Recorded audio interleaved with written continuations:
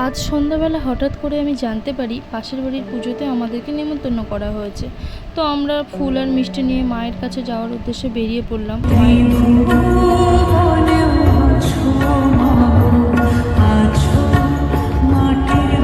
মায়ের দর্শনের পরে আমরা সোজা টেবিলে চলে যাই খাওয়ার জন্য, কারণ রাতটা অনেকই হয়ে গেছিলো তখন।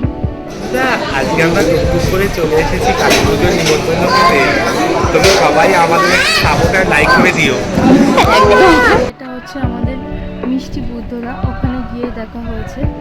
তো তারপর আমরা খাওয়া দাওয়া করলাম, অনেক কিছুই ছিল, ফ্রায়েড রাইস, খিচুড়ি, আলুর দম, পাঁপড়, চাটনি। এখানে আমার পিচ্ছিটা বলছে রান্না নাকি খুব সুন্দর হয়েছে, আর সত্যিই রান্নাটা খুব সুন্দর হয়েছে। এই যে আমাদের বর্ণাপুরি কি খাওয়া খাচ্ছে টুকটুক করে খেয়ে যাচ্ছে। তারপর হঠাৎ বৌদির প্লেটে বড় এক আমের আটি পড়েছিল, না শুধু বৌদির না, আমারও পড়েছিল।